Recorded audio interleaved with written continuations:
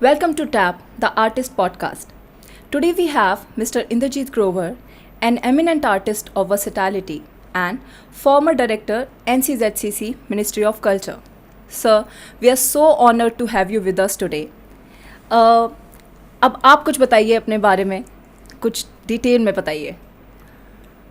मैं क्या बता सकता हूँ. मुझे पहली बात तो सबसे पहले आपको बधाई देनी चाहिए. इस जो एक यूनिक सा प्लेटफॉर्म है द आर्टिस्ट पॉडकास्ट, सुनने में भी अच्छा है, यूनिक है, और इसका जो पर्पज़ है वो भी यूनिक है. इसके लिए आप दोनों को बहुत बहुत बधाई. जैसा कि आपने हमेशा कोशिश भी की है कि अपने प्रोडक्शन में भी, अपने डांसेस में भी आप कुछ ना कुछ अलग करते रहते हैं, और ये अलग चीज़ है.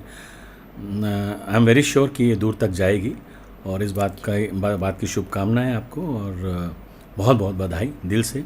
Thank you.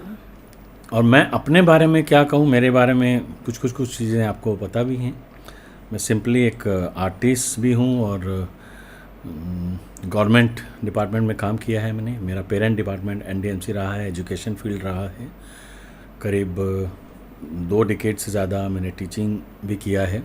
फिर उसके बाद डिप्टी डायरेक्टर जनरल शिक्षा विभाग में ही, साथ साथ आर्ट एंड कल्चर को भी जितना मैं अपनी कैपेसिटी के साथ देख सकता था वो भी देखता आया हूँ पिछले काफ़ी सालों से. इनफैक्ट जब मैं स्कूल में स्टूडेंट था तब से इवेंट्स को, एक्टिविटीज़ को ऑर्गेनाइज़ करता आया हूँ. तो अगर मैं यूँ कहूँ कि मेरी पहचान एज एन ऑर्गेनाइज़र ज़्यादा है. अगर मैं सिर्फ़ और सिर्फ अपनी कला की तरफ ध्यान देता, जो भी, चाहे वो पेंटिंग है या सिंगिंग है या एंकरिंग है, जो भी है, तो शायद मैं उसी फील्ड में और आगे हो सकता था. लेकिन ऑर्गेनाइजिंग जो है वो मेरे दिल के बहुत करीब है. तो छोटी छोटी एक्टिविटीज़, बड़ी बड़ी एक्टिविटीज़ और बड़े बड़े इवेंट्स मैंने काफ़ी मुझे सौभाग्य प्राप्त हुआ ऑर्गेनाइज करने का. बिल्कुल. तो कुछ तो हम लोग भी काफ़ी प्रिविलेज रहे कि हम भी कुछ ऐसे इवेंट्स देख पाए जो आपने ऑर्गेनाइज किए. एंड आप लोग हमारे शोज़ के कई बार शो स्टॉपर भी रहे हो, तो हम लोगों के फेवरेट में से एक हो आप. नहीं, बिल्कुल. तो हम भी काफ़ी प्रिविलेज रहे कि हमें आपके when you were heading the department हमें ये सब देखने का मौका भी मिला, और हर एक चीज़ बहुत ही बेहतरीन तरीके से ऑर्गेनाइज होती थी हमेशा ही. ये हमने हमेशा पहले भी डिस्कस किया और हमने रियलाइज़ किया, जिसका सबसे बड़ा फैक्टर जो मुझे लगता है रहा कि आप खुद से एक आर्टिस्ट हैं. इसीलिए while organising such events you have always made sure कि एक आर्टिस्ट की नीड क्या हो सकती है, और उसको मद्देनज़र रखते हुए आपने सारा चीज़ें बहुत ही बेहतरीन तरीके से ऑर्गेनाइज करी, उनको एग्जीक्यूट किया. तो हम बड़े ग्रेटफुल हैं कि हमें मौका मिला आपके टेन्योर में उसमें थोड़ा सा अपना पार्टिसिपेशन करने का. हाँ, ये बात बहुत ही इम्पोर्टेंट रही है, और इस चीज़ का मुझे बहुत फ़ायदा हुआ कि खुद आर्टिस्ट होते हुए जो चीज़ों को, एक्टिविटीज़ को ऑर्गेनाइज करने में जो आसानी हुई, बहुत आसानी हुई. जैसे मैंने कहा कि organising any event, any activity, it's very close to my heart, और बहुत दिल से पसंद है ऑर्गेनाइज करना.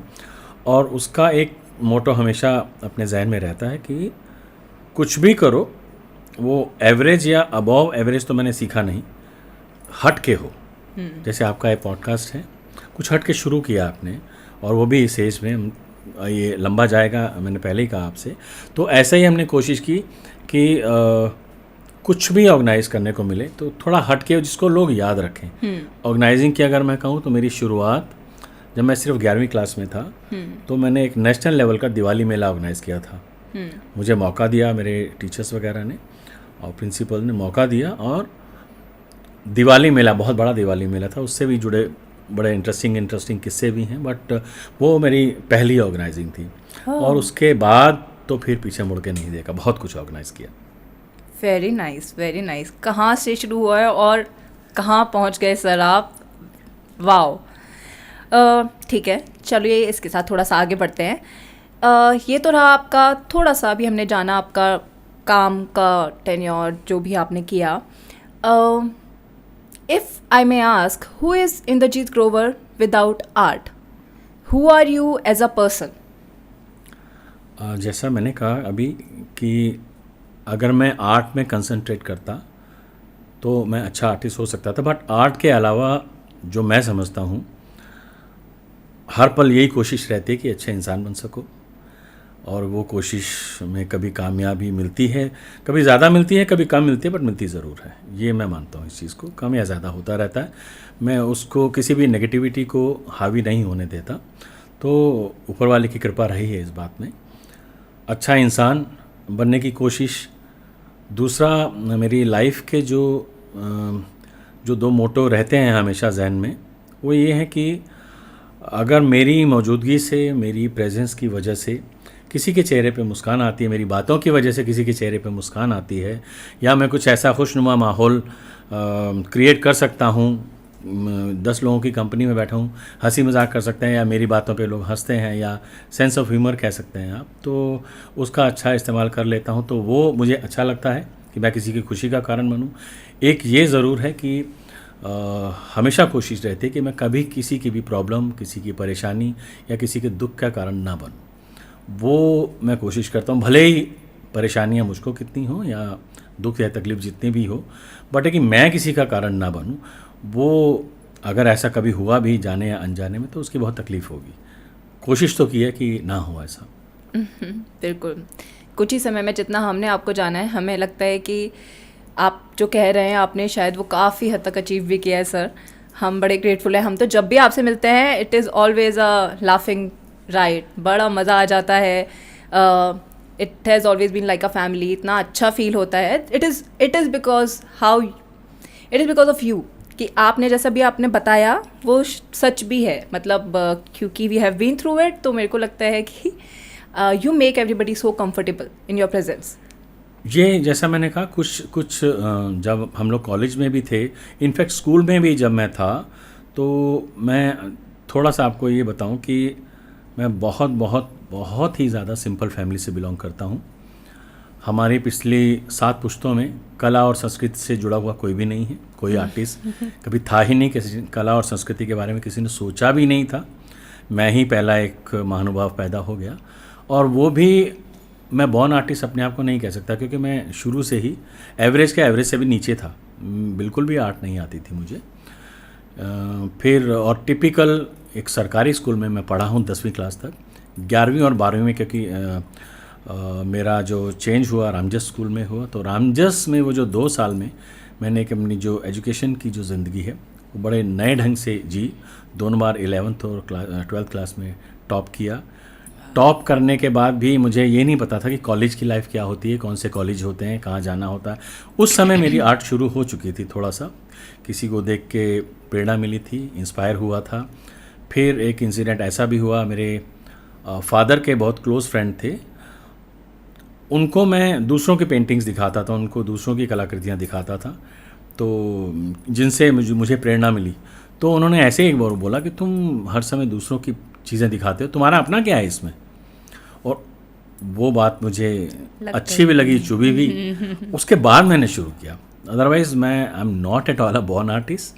तो फिर उसके बाद जो जहाँ से भी गाइडेंस मिल सकती थी, बहुत कम मिलती है। हमारा ये दुर्भाग्य है कला और संस्कृति के क्षेत्र में, अगर रेयरली आपको अच्छी गाइडेंस मिल जाती है तो आप बहुत सौभाग्यशाली हैं, लकी हैं। बिल्कुल कम होता है ऐसा। अच्छी गाइडेंस मिलना, अच्छे मेंटोर का मिलना, तो कोई नहीं मिला। तो उस समय तो ये सब टेक्निकल लाइफ, मोबाइल फ़ोन, ये यूट्यूब, ये कुछ नहीं था। तो फिर जहाँ से भी जाके कुछ ले सकते थे, कोशिश की। फिर दिन रात ड्राइंग्स बनाना, रेलवे स्टेशन पे जाके, बस स्टॉप पे जाकर, भीड़ भाड़ वाले इलाकों में अपने दोस्तों के साथ। फिर मुझे कोई बताने वाला ही नहीं था कि कॉलेज ऑफ आर्ट नाम की भी जगह होती है 12th क्लास के बाद जैसे जाते हैं। नहीं, मुझे नहीं पता चला। और मैं क्योंकि 12th क्लास में टॉपर था, आज मेरे घर के पास में कुछ लोग रहते थे, वो मॉडर्न स्कूल के थे। मॉडर्न स्कूल 12 खम्बा रोड के थे, और मैं कहाँ एक रामजस स्कूल का स्टूडेंट था। तो उन्होंने कॉलेज के फॉर्म भरे, उन्होंने मेरी हेल्प की भरवाने में, चलो कॉलेज के फॉर्म भरते हैं। उनको भी नहीं पता था आर्ट कॉलेज के बारे में, और ना ही ऐसा था कि मुझे आर्ट कॉलेज में जाना है। फिर फॉर्म भरे कॉलेज में, हिंदू कॉलेज में, उनका नंबर नहीं आया, मेरा नंबर आ गया पॉलिटिकल साइंस ऑनर्स में।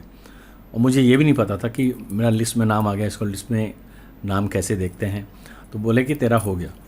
फिर लाइन में लगे पॉलिटिकल साइंस में, एडमिशन ले लिया। पॉलिटिकल साइंस में एडमिशन क्यों लिया आज भी कोई पूछे तो मेरे पास आंसर नहीं है। बस मैं टॉपर था और पॉलिटिकल साइंस में, और वो भी हिंदू कॉलेज में, बिल्कुल जो कि दिल्ली का प्रेस्टिजियस कॉलेज है। बिल्कुल। वहाँ पे एडमिशन हुआ, वहाँ पे बहुत सारे दोस्त, इनफैक्ट आज बड़े बड़े लेजेंडरी लोग हैं, फिल्मों में लेजेंडरी लोग हैं जो इनके साथ मैं पढ़ा हूँ। विशाल भारद्वाज, रेखा भारद्वाज, ये सब साथ कहीं हैं, मेरे कोलीग्स हैं, बड़े अच्छे दोस्त हैं ये लोग। आशीष विद्यार्थी, अतुल माथुर, देश दीपक, फिल्म मेकर हैं, बहुत सारे लोग हैं हिंदू कॉलेज से। तो हिंदू कॉलेज में रह के 3 साल शायद 70 या 80% मैंने पढ़ाई नहीं की। सारा साल कॉम्पिटिशन्स, फेस्टिवल्स में, यूथ फेस्टिवल्स में और इधर उधर, और मैं, मज़े की बात है, हिंदू कॉलेज से भी ज़्यादा दूसरे कॉलेजेस में पॉपुलर हो गया। अंताक्षरी में, गाने में, पेंटिंग्स में, थिएटर में, इन सब चीज़ों को करता रहा। बहुत सारे प्राइज़ आते थे, फिर प्राइज़ जहाँ जहाँ कैश प्राइज़ मिलता था सब दोस्त लोग इकट्ठे होते थे, चलो पार्टी। वो उस समय 100 रुपये 200 रुपये फर्स्ट प्राइज़ मिलता था, तो वो 2 दिन में खाली। साथ साथ मैं ड्राइंग अपनी कंटिन्यू की, लेकिन फर्स्ट ईयर जैसे ही हिंदू कॉलेज का क्रॉस हुआ तो मुझे पता चला कॉलेज ऑफ आर्ट जैसी जगह है तुम्हारे लिए। अच्छा। और कॉलेज ऑफ आर्ट में जैसे लोग टेस्ट दे के आते हैं, टेस्ट होता है, कई लोग वहाँ जाने के बाद मैंने देखा कि फर्स्ट ईयर कहीं करके आए, क्योंकि उनका एक बार में अटैम्प्ट में नहीं हुआ, दूसरी बार में नहीं हुआ। कई लोग ग्रेजुएशन करके भी आते हैं कॉलेज ऑफ आर्ट। तो मेरे साथ भी यही था, हिंदू जैसा कॉलेज छोड़ने का मन नहीं था बिल्कुल भी, जहाँ मैं इतना पॉपुलर भी था। और वहाँ हिंदू कॉलेज में मैं कल्चरल सेक्रेटरी था, कल्चरल उसमें विंग में भी था। तो काफ़ी बड़े बड़े लेजेंडरी लोगों से मुलाकात हुई, चाहे वो गुलाम अली खान हो, इवन पंडित बिरजू महाराज हो, भीमसेन जोशी हो, कुमार गंधर्व हो, ऐसे ऐसे लोगों से मुलाकात होती थी। और मुझे फ़ोटो खिंचाने का बहुत चस्का था, घुस घुस के बैक स्टेज जा के इंटरेक्शन करने का बहुत शौक़ था। तो वो, क्योंकि मेरे अंदर वो ऑर्गेनाइजिंग कैपेसिटी थी, कैसे कैसे कैसे करना, और ऑर्गेनाइजिंग टीम का हिस्सा था मैं वहाँ पे कल्चरल यूनिट में। तो ऐसे ऐसे ये शुरुआत होती गई और कॉलेज ऑफ आर्ट के लिए गाइडेंस मिली। बट मैंने तब तक सोच लिया था कि यहाँ ग्रेजुएशन पूरी करूँगा और पॉलिटिकल साइंस में। हाँ, और वो ऑनर्स में उस समय भी, अगर मैं आपको 20 25 30 साल पहले अगर सेकंड डिवीज़न भी आती तो बहुत बड़ी बात है, बहुत बड़ी बात है। उसके बाद ग्रेजुएशन पूरी करने के बाद मैंने कॉलेज ऑफ आर्ट में एडमिशन लिया। और एक फ़र्क जो होता है, कॉलेज ऑफ आर्ट जैसी जगह, वहाँ उस समय मेरे टाइम पे 250-300 स्टूडेंट होते थे। हर स्टूडेंट दूसरे को जानता है। 300 स्टूडेंट है, मुश्किल से 250 हैं। लेकिन हिंदू कॉलेज में जहाँ 4000 स्टूडेंट थे, और वहाँ इतना अच्छा, आज भी इतनी रिस्पेक्ट मिलती है कि जब मैं वहाँ पे था कॉलेज में कि कौन मुझे देख के स्माइल मार रहा है या मार रही है, मुझे भी नहीं पता चलता था। फिर धीरे धीरे पता चला कि हाँ, मैं बहुत पॉपुलर हो चुका हूँ, अंताक्षरी में बहुत ज़्यादा, गाने में बहुत ज़्यादा, और पेंटिंग्स में। तो काफ़ी मेरी बड़ी बड़ी पेंटिंग्स हम लोग बनाते थे वहाँ पे। दूसरे कॉलेजेस में और भी फेमस था मैं, अपने कॉलेज को छोड़ के, स्पेशली SRCC में, खालसा कॉलेज में, मिरांडा हाउस में, LSR में। तो फेस्टिवल्स में हमेशा मैं टॉप पे रहा था। और इनफैक्ट जो फेस्टिवल्स, यूथ फेस्टिवल्स हैं, सबसे अच्छा होता था पिलानी में, बिट्स पिलानी में, जो वहाँ का वो इंजीनियरिंग जो टेक्निकल इंस्टीट्यूट है, उसमें भी मैं बहुत पॉपुलर था। तो हमेशा अंताक्षरी में चैम्पियन रहे। और इन सब चीज़ों में मैं इतना, जो वर्सेटाइल वर्ड आपने यूज़ किया, वो इसलिए था कि मैं पेंटिंग में भी दखलंदाजी थी, गाने में भी थी, थिएटर में भी थी। तो मेरे 5-6 प्राइज़ आ जाते थे, इधर उधर पार्टिसिपेट कर करके 5-6 प्राइज़ आते थे, और ज़्यादातर कैश होते थे। तो वो फिर मज़ा आता था। वो मतलब फिर कॉलेज लाइफ ने आपकी आर्ट को अच्छा खासा उभारा। हाँ, वो मैंने मतलब उस समय काफ़ी मेहनत भी की, काफ़ी मेहनत की। फिर जो मिल जाता था उसका स्केच बनाता था, पोर्ट्रेट बनाता था, इससे प्रैक्टिस होती थी। फिर जैसे किसी से सीखा था कि मतलब ऑब्जर्वेशन बड़ी स्ट्रांग होती है। अब ऑब्जर्वेशन में अगर आपको ऐसे घूरना शुरू कर दूं ऑब्जर्वेशन के नाम पे, तो ऐसा भी हो सकता है कहीं जूते पड़ने की उम्मीद होती है। लेकिन पर आर्ट फील्ड में ऐसा होता है कि ऑब्जर्वेशन हमें स्ट्रांग रखनी पड़ती है बहुत ज़्यादा। हम किसी ऑब्जेक्ट को भी देख रहे हैं, किसी भी चीज़ को, यहाँ कॉर्नर में इतना सारा सामान पड़ा है, तो ये हमारे लिए सब्जेक्ट्स हैं। अगर मुझे इस कॉर्नर को पेंट करना पड़े तो as a subject I will paint that. तो and before painting I have to observe it properly in a minute way, in a proper way. तो वो मुझे, क्योंकि रियलिस्टिक का शौक़ ज़्यादा था, पोर्ट्रेट्स का था, तो वो काफ़ी बनाते थे। कभी कभी एक्यूरेसी अच्छी होती थी, कभी बहुत अच्छे होते थे, कभी कभी मिनट्स में बन जाते थे, कभी कभी टाइम भी लगता था। तो वो मैंने एंजॉय किया काफ़ी। Very nice. और उसमें जैसा मैंने पहले कहा कि मेरे ख़ानदान में मैं इकलौता आदमी जिसका इंटरेस्ट आर्ट में, कल्चर में रहा। तो उनको नहीं पता था कि मैं किस फील्ड में आगे बढ़ रहा हूँ, लेकिन एक म्यूचुअल जो सपोर्ट होती है फैमिली की, पेरेंट्स की, भाई बहनों की, वो रही। उनको ये पता कि ये जो कर रहा है अच्छा कर रहा है, इतना पता है इसका नाम हो रहा है, ये अच्छा कर रहा है। तो वो एक mutual support, because parents family वालों की जगह कोई नहीं ले सकता है, तो वो एक म्यूचुअल सपोर्ट हमेशा मुझे मिली। तो ऊपर वाले का आई थिंक वही सबसे ज़्यादा ज़रूरी है, मतलब कुछ ना पता होते हुए भी बस अपना एक फेथ अपने साइलेंटली बच्चे पे सपोर्ट रखना, मुझे करते साइलेंटली रहते थे। सपोर्ट। और मेरे लिए, मैंने जैसे कहा कि मैं एक बहुत ही छोटी फैमिली से था और फाइनेंशियल सपोर्ट बहुत ज़्यादा अच्छी नहीं हुआ करती थी, लेकिन फिर भी जैसे मुझे कैश प्राइजेस मिलते थे तो वो काम आ जाते थे। मेरा 1-2 महीने का मटेरियल आ जाता था। चाय पार्टी करने के बाद में जो बचता था मैं मटेरियल ले लेता था। और फिर मतलब साइलेंटली जैसे मेरे फादर भी सपोर्ट करते रहे मुझे, मेरा ब्रदर भी सपोर्ट करता था मुझे। तो ये सब चीज़ें मेरे लिए बहुत मायने रखती हैं। बिल्कुल, उन्हीं की वजह से मैं जहाँ भी पहुँचा हूँ, उन्हीं की वजह से पहुँचा हूँ। So nice. सर, बीच में अभी बात करते करते आपने बोला कि आप देयर वाज समबडी जिससे आप इंस्पायर भी हुए थे, तो हम जानना चाहेंगे कि आपकी इंस्पिरेशन क्या रही या कौन रहे? मेरी इंस्पिरेशन सबसे ज़्यादा ये रही, जो उस टाइम पे आपने कभी ध्यान दिया हो, जो फिल्मों के होर्डिंग्स लगते थे बड़े बड़े, वो हाथ से पेंट होते थे। बहुत बड़े बड़े 30 फीट 40 फीट 50 फीट के बड़े बड़े होर्डिंग्स फिल्मों के। उस समय फ्लैक्सी वगैरह नहीं होता था, सारे के सारे वो हाथ से। मुझे उसको देख के बड़ा अच्छा लगता था। मतलब धर्मेंद्र का फोटो 10 फीट बड़ा धर्मेंद्र का फेस, या हेमा मालिनी, जो भी एक्ट्रेस हैं या जो भी एक्टर And all हैं, hand- तो 10 hand फीट का painted. तो फेस नहीं होता है। फेस तो इतना सही होता है हमारा 7-8 इंच का, 9 इंच का। तो वो देख के मुझे बहुत अच्छा लगता था, बहुत ज़्यादा अच्छा लगता था। उसको मैं देखते देखते घंटों बिता देता था। सड़क पे अगर मैं हूँ, बस में हूँ, वो क्योंकि हाथ से बने होते थे, मतलब वो चीज़ काफ़ी मुझे फैसिनेट करती थी। फिर हमारे पड़ोस में एक आर्टिस्ट था, बट वो आपने वो आई थिंक डिफेंस प्रोफेशनल था, बहुत सीनियर था मुझसे। तो उसकी ड्राइंग्स वगैरह बहुत अच्छी थी। उसने मुझे इंस्पायर किया, उसको देख देख के मुझे अच्छा लगता था। तब तक मैं कुछ नहीं करता था, कुछ भी नहीं। उसी की ड्राइंग्स मैं अपने अंकल को दिखाता रहता। फिर एक दिन उन्होंने बोला कि तुम्हारा अपना क्या है, तुम दूसरों की चीज़ दिखा रहे हो मुझे, अपना करो। तो ये तो कब की उसके बात बाद है से- लगभग? आप लाइक क्या एज रही होगी आपकी? मेरी या आप किस मैं क्लास 10वीं में रहे था, होगे? 10th। 10th में, 9वीं और 10वीं में था। फिर उसके बाद मैं जब 9th-10th में साइंस कंपलसरी होती है, और अपने साथ में फ्रेंड्स के, सब लड़कों के लड़कियों के साइंस के डायग्राम्स लाओ दो, मैं बनाऊंगा मैं। तो तब मुझे शौक शुरू हुआ। और इनफैक्ट आर्टिस्ट बनना भी, जो मैंने कहा था मैं बॉर्न आर्टिस्ट नहीं हूँ, मेरा पहली चॉइस थी डॉक्टर बनना, वो नहीं हो पाया क्योंकि मैथ्स नाम का एक हवा मेरे हमेशा लाइफ में रहा, शुरू में ही रहा। तो मैथ्स की वजह से मुझे साइंस नहीं मिली। मुझे कोई शर्म नहीं है कहने में, साइंस नहीं मिली। तो 11th-12th में मुझे ह्यूमैनिटी लेनी पड़ी रामजस स्कूल में। और फिर सेकंड मेरा था डिफेंस में भी एनडीए के 2 बार एग्ज़ाम दिए, लेकिन मैथ्स की वजह से बहुत अच्छे से बेड़ा गर्क हो गया, तो वो मैं नहीं कर पाया। तो कुल मिला के 11th-12th में जो सब्जेक्ट थे मेरे पास, ह्यूमैनिटी थे, और हिस्ट्री में मुझे बहुत अच्छा लगाव था। बहुत मेरा फेवरेट सब्जेक्ट आज भी है हिस्ट्री, इंडियन हिस्ट्री थी, political science, Hindi, English, Sanskrit नहीं, पेंटिंग थी साथ में। और पेंटिंग में मैंने अपने 12th क्लास में दिल्ली में टॉप किया था, मेरे हाईएस्ट मार्क्स थे, जो बहुत आसानी से आ जाते हैं। और उस समय तक थोड़ा निखार आना शुरू हो गया था। फिर थोड़ा पता चला था कि कॉलेज ऑफ आर्ट में जाना चाहिए, लेकिन गाइड करने वाला कोई नहीं था। तो मुझे फिर हिंदू में एडमिशन लेना पड़ा, और वो it was by default you can say, या मतलब मैंने कोई प्लान नहीं था। और वही जो आस पड़ोस में लोग रहते थे मॉडर्न स्कूल वाले, वो लोग गए थे अपने फॉर्म भरने, मुझे साथ में ले गए। तो मैंने फॉर्म भर एक ही फॉर्म भरा था हिंदू कॉलेज का बस। अच्छा, तो वहाँ नंबर वहीं पे आ गया। वहाँ पे आ गया। और परसेंटेज था मेरा उस समय, अभी तो जितनी मेरी उस समय परसेंटेज थी, आज तो कोई पूछता भी नहीं उस परसेंटेज को, but of course it was first division and very good first division.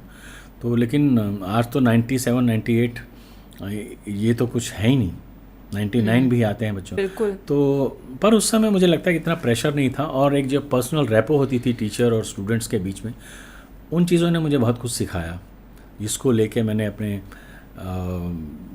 Hindu college में भी सिखाया, रामजस स्कूल में सिखाया।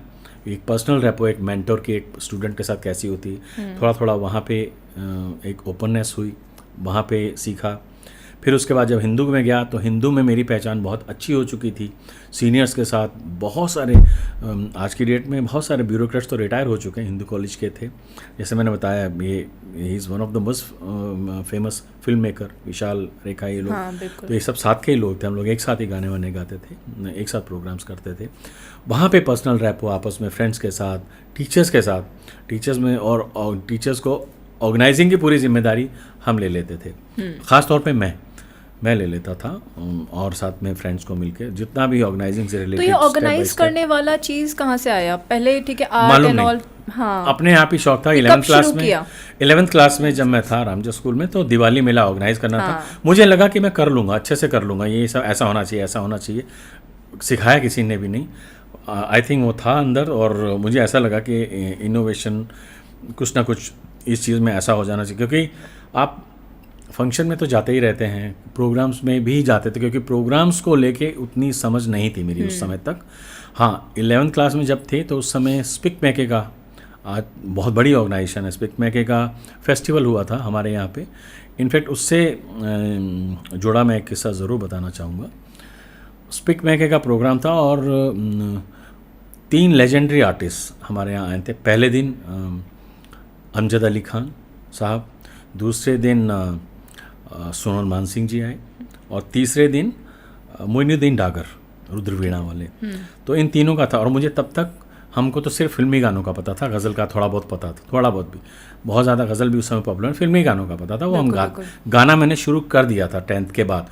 बहुत हेसिटेट करता था स्टेज पे जाने में, लेकिन 10th क्लास में मैंने पहली बार गाना गाया, और पैर मेरे पूरी तरह से कथक भरतनाट्यम कर रहे थे, बहुत काँप रहे थे, लेकिन पीछे से टीचर एनकरेज कर रहे थे, शाबाश शाबाश। अब आवाज़ मैंने जैसे भी निकाली हो, लेकिन बहुत एनकरेज कर रहे थे। तो उसके बाद मैं धीरे धीरे, पर हेजिटेशन अभी थी। तो जो सबसे पहला प्रोग्राम था अमजद अली खान साहब का, उन्होंने पहले जो प्रोग्राम की शुरुआत बहुत अच्छी हुई। मैंने जैसे कहा कि क्लासिकल में कोई नॉलेज नहीं थी और कोई समझ भी नहीं थी, और ये था कि क्लासिकल हाँ डिफरेंट होता है। उन्होंने आधे घंटे तक शुरुआत में 20-25 मिनट तक कुछ बजाया, और फिर पूछा बच्चों से। टाउन हॉल में प्रोग्राम था, क्योंकि हमारे पास अपना ऑडिटोरियम नहीं था रामजस में, टाउन हॉल में था। तो पूछा उन्होंने कि आपको समझ में आया मैंने क्या बजाया? नेचुरली किसी को नहीं आ सकता था, टीचर्स जो थे उनको भी नहीं आया, क्योंकि क्या राग बजाया क्या नहीं। फिर उन्होंने पूछा कि आपको फिल्मी गाने क्यों पसंद आ जाते हैं? वो तो बड़ी जल्दी आप लोगों को याद भी हो जाते हैं, बड़ों को भी याद हो, टीचर्स की तरफ इशारा किया, बड़ों को भी याद होते हैं। वो कोई आंसर है आप लोगों के पास? अच्छा ठीक है, तुम में से गाना कौन गाता है, आओ मेरे पास आओ। और हम लोग सबसे लास्ट में बैठे थे, सबसे लास्ट में, और आगे से लेके, क्योंकि सबको पता था उस समय तक मैंने थोड़ा बहुत गाना शुरू कर दिया था कॉलेज में या स्कूल में। सबकी नज़रें मेरी तरफ, इंक्लूडिंग प्रिंसिपल की पूरी फैमिली थी वो भी, क्योंकि उससे पहले हम 2-3 ट्रैकिंग ट्रिप पे गए थे, वहाँ पे बहुत गाने वाने गाते थे। तो तब तक वो जगह मेरी बन चुकी थी, सबकी नज़रें मेरी तरफ। लेकिन मेरी हिम्मत नहीं हुई, बिल्कुल हिम्मत नहीं हुई। मतलब इतने बड़े आर्टिस्ट, इतना बड़ा स्टेज, और मतलब बिल्कुल हिम्मत हार गया। और फिर धीरे धीरे करके जब हिम्मत बढ़ानी शुरू की, 2-3 बार उन्होंने बोला आओ, कौन तुम में से जो भी गाता, जैसा भी गाता, आओ मेरे पास आओ। और जब हिम्मत बटोरी थोड़ी सी, उसी सेकंड पे हमारी क्लास का एक लड़का, बिल्कुल टिपिकल टपोरी टाइप लड़का, जो जैसे होता है ना बदमाश टाइप, वो उठ के चल पड़ा वहाँ पे उनके। तो बाद में मुझे डांट भी खानी पड़ी प्रिंसिपल से, और वो जाके वहाँ गा भी कह रहा है अमजद अली खान साहब के पास, मेरे अंगने में तुम्हारा क्या काम है।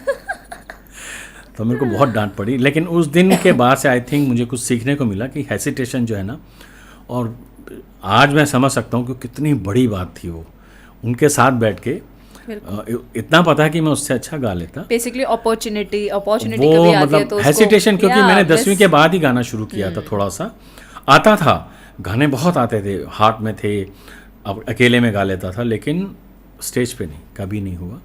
तो वो इंसिडेंट हमेशा यादगार बन के रहा, और बहुत रेयरली शायद मैंने इसको शेयर किया है। तो मुझे फ़ख्र है कि मैं इसको आज शेयर कर पा रहा हूँ, क्योंकि मेरी लाइफ का बहुत इंपॉर्टेंट हिस्सा है। Thank you for sharing it very honestly with us sir. तो सर मूविंग ऑन, हम सभी ये जानना चाहेंगे कि ये transition, what was the transition from being an artist to the director? ये ट्रांजिशन क्या रहा? ये भी मैं अपने आप को खुशकिस्मत समझता हूँ, क्योंकि जो मैं जॉब लग गई थी मेरी 90 में ही, तो मेरा जो पेरेंट डिपार्टमेंट है शिक्षा विभाग एनडीएमसी में, उसमें मैं, जैसा मैंने पहले कहा कि मैं करीब 20 साल तक मैं टीचर भी रहा, तो पेंटिंग का हेड ऑफ द डिपार्टमेंट था। तो उसके बाद में मेरी प्रमोशन हुई, मैं डिप्टी डायरेक्टर जनरल बना। वहाँ पे उस समय, क्योंकि तब तक इतना तो समझ थी कि मुझे आर्ट एंड कल्चर ज़्यादा से ज़्यादा करना है, और आर्टिस्ट था मैं उस समय। ये वैकेंसीज़ निकली जो ये मिनिस्ट्री ऑफ कल्चर की जोनल, और किसी ने मुझे बताया था उसके बारे में कि जोनल आपके मतलब की जो जगह है, मिनिस्ट्री ऑफ कल्चर या साहित्य कला परिषद है, ऐसी ऐसी जगहें हैं, आप ऐसी जगहों पे ट्राई ज़रूर करना। तो किसी ने बताया था मुझे बहुत पहले, अपने किसी कुलीग ने बताया था। तो बाई चांस ये एक साथ लगातार वैकेंसीज़ निकली थी 5-6 जोनल सेंटर की, और मैंने सब जगह अप्लाई कर दिया। अच्छा। सब जगह अप्लाई किया, और सबसे लास्ट में जो एडवर्टीज़मेंट निकली थी वो NCZCC इलाहाबाद की निकली थी सबसे लास्ट में, और इंटरव्यू कॉल सबसे पहले उसी की आ गई। अच्छा। और इसमें जैसे 2 तरीके होते हैं कि आप डेपुटेशन पे भी जा सकते हैं, या फिर एज एन एमिनेंट आर्टिस्ट की तरह से आप शॉर्ट टर्म कॉन्ट्रैक्ट बोलते हैं उसको। तो मेरे को इंटरव्यू कॉल आ गई, और वो 20 नवंबर 2017 को इंटरव्यू था, और 8 दिसंबर को कॉल आ गई वहाँ से कि आपका सिलेक्शन हो गया है।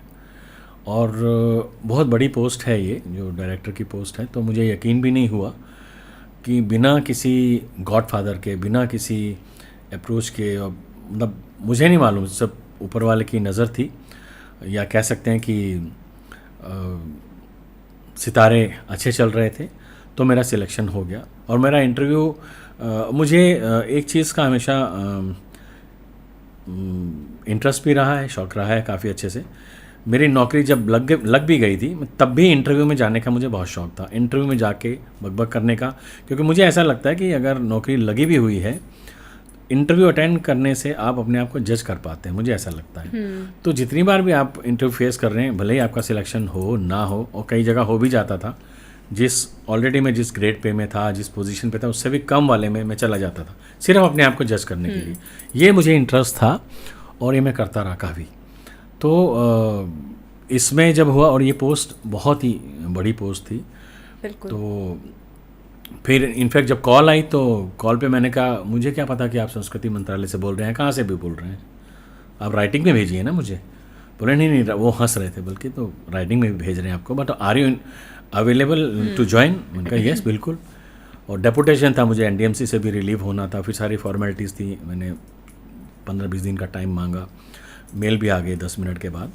तो और शायद मेरे सर्किल में लोगों को बहुत अच्छा लगा, लेकिन कुछ लोगों को नहीं भी अच्छा लगा होगा, क्योंकि बिना गॉडफादर के, बिना उसके मेरा सिलेक्शन होना, वो बहुत लंबी कहानी है उस चीज़ की भी। तो आप समझ सकते हैं कि माहौल चेंज होते रहते हैं। बिल्कुल, बट ये तो प्योरली वक्त मेरिट बेसिस था, तो आपकी हाँ, मेहनत। मेरे लिए था, मुझे मालूम बिल्कुल। है, मेरे सर्किल में जो मेरे फैमिली मेम्बर्स हैं, पार्टनर, सबको पता है कि ऐसा था।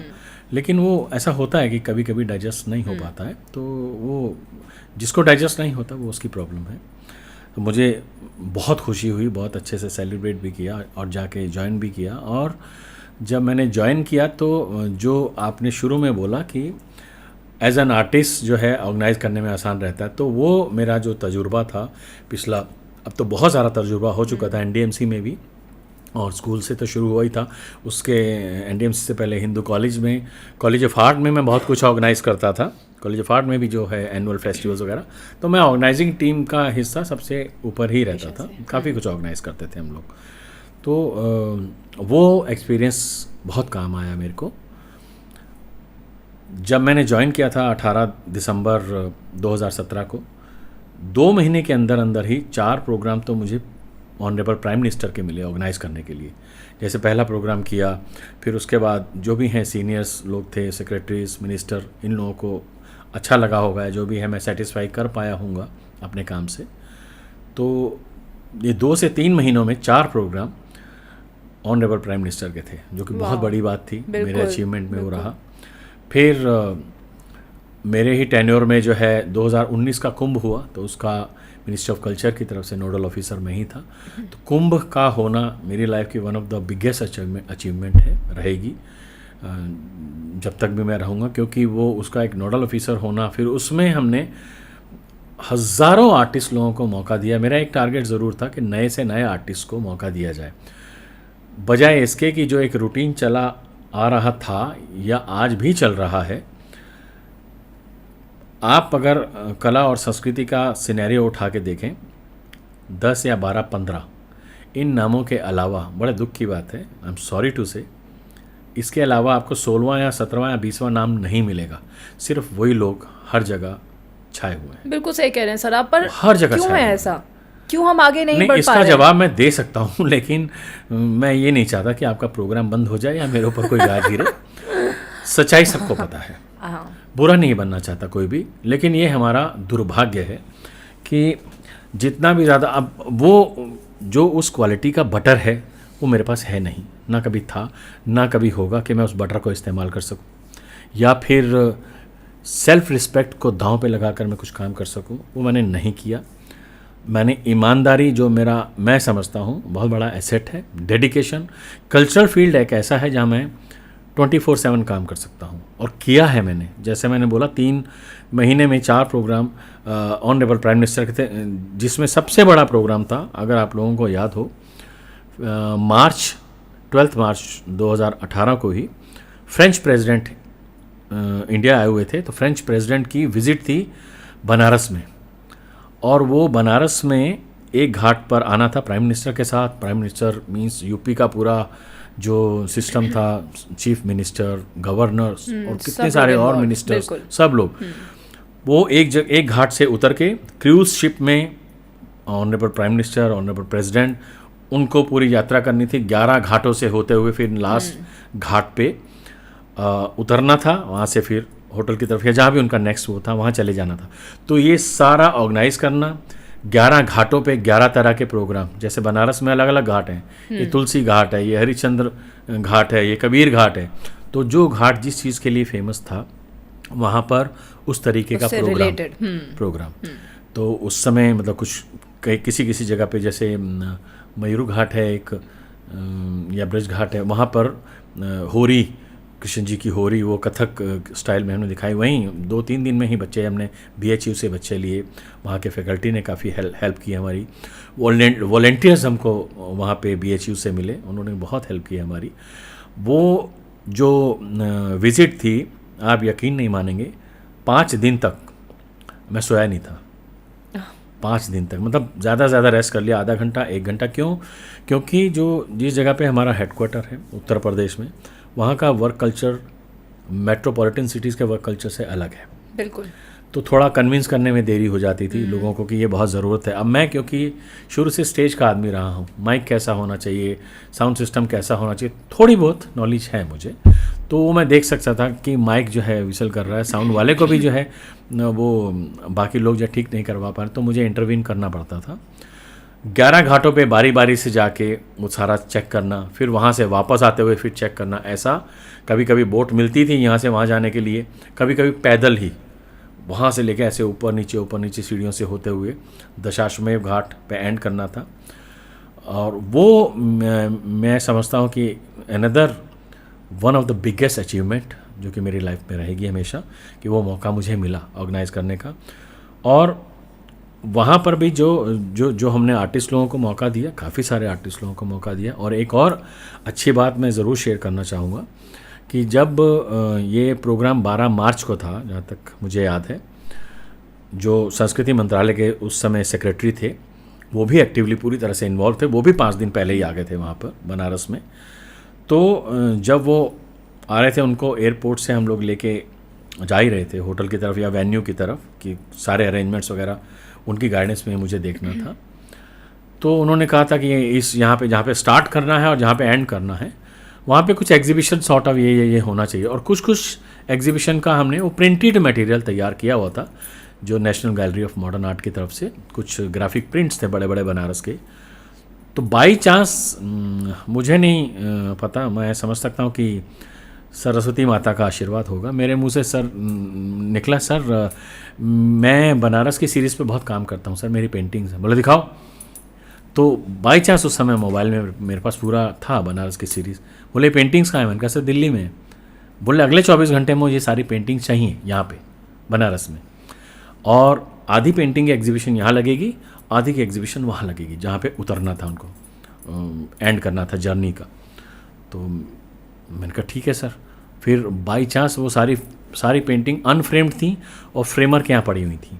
तो फिर उसको इस ढंग से ऑर्गेनाइज़ किया गया कि फ्रेमर बाकायदा बड़ा एक टेम्पो लेके अपनी टीम को लेके 80 घाट पे आए, और 2 दिन तक उन सारी पेंटिंग तैयार थी, सारी पेंटिंग्स को फ्रेम किया, ईजल्स लेके आए अपने साथ।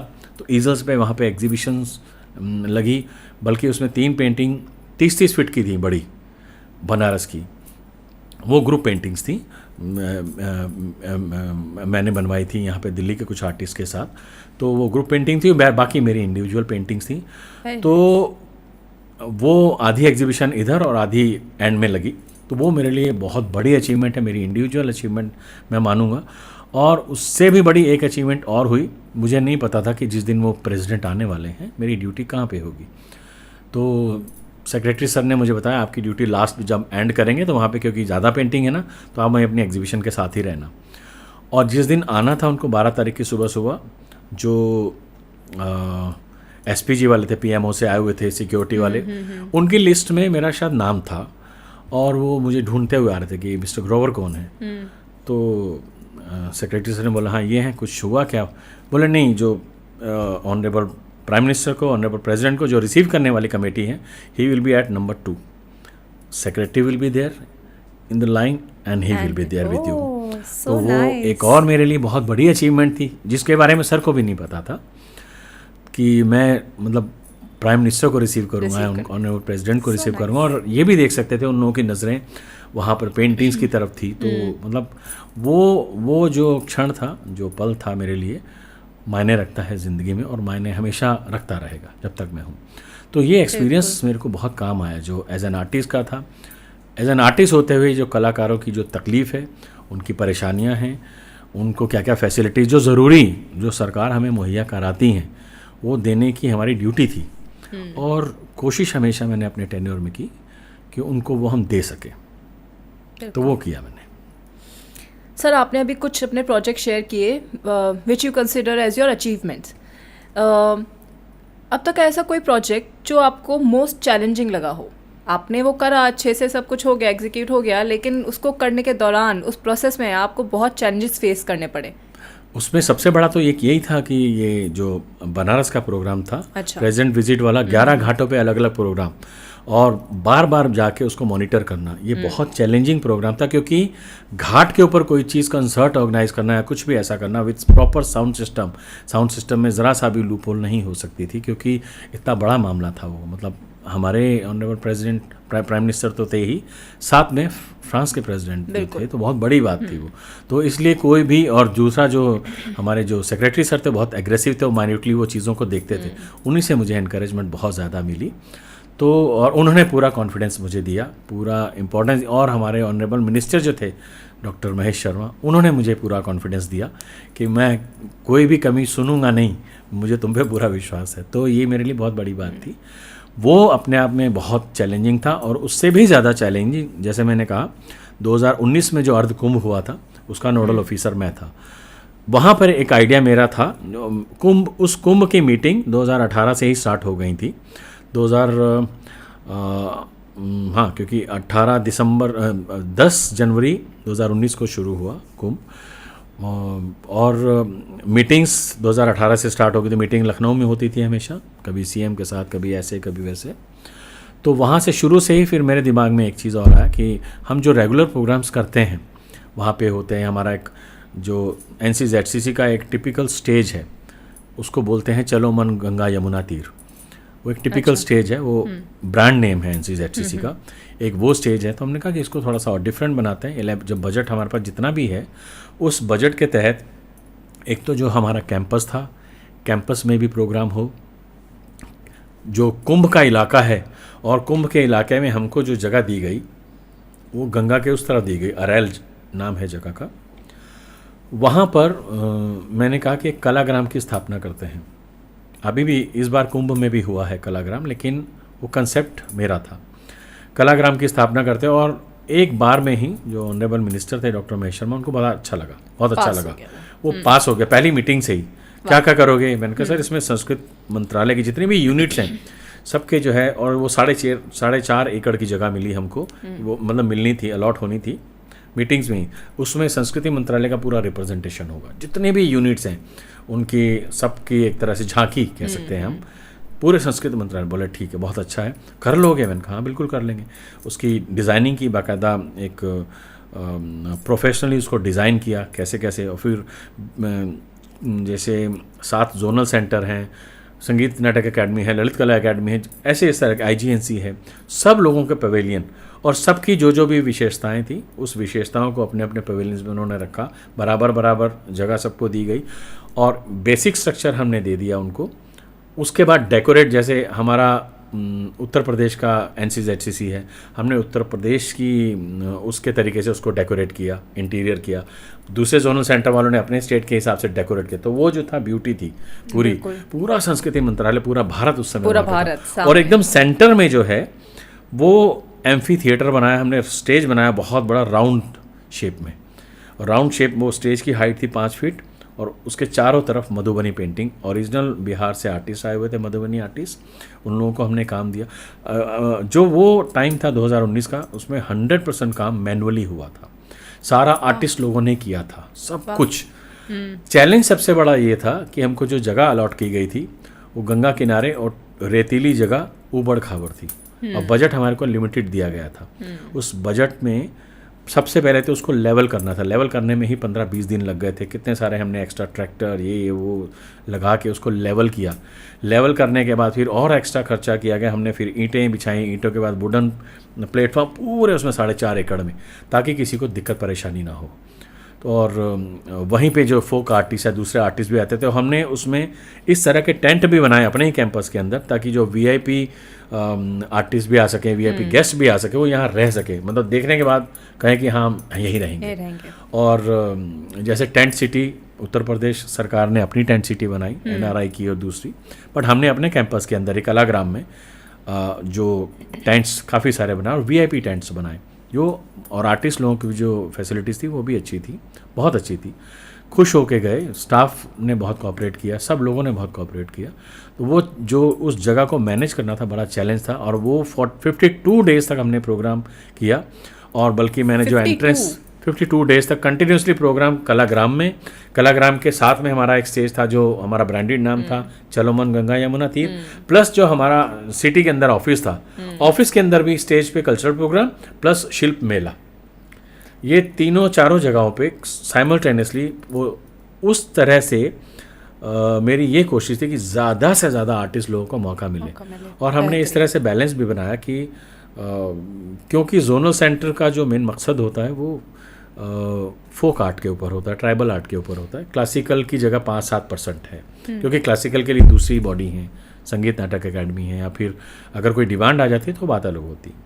लेकिन मैंने क्लासिकल के साथ या कंटेम्प्रेरी के साथ थोड़ा सा बैलेंस इस तरीके से बनाया कि शुरू का स्लॉट 20 मिनट का, 30 मिनट का क्लासिकल, और क्लासिकल में भी बहुत सारे जिनको मौका नहीं भी मिलता था, कम मिलता था, साथ में लेजेंडरी आर्टिस्ट भी, उनके साथ यंग आर्टिस्ट को मौका दिया। कितने सारे पद्मा अवार्डीज़ आर्टिस्ट थे। तो एक कॉम्बिनेशन ऐसा बना के, जो कि ओवरऑल में लिस्ट बनाने में हमें बहुत टाइम लगा, ओवरऑल सब लोगों ने पसंद किया उसे। मुझे लगता है कि आप लोग भी शायद विटनेस रहे होंगे उस टाइम के। तो एक कोशिश थी, और मुझे लगता है कि उस कोशिश में बहुत अच्छी कामयाबी मिली, और सबके सहयोग के साथ।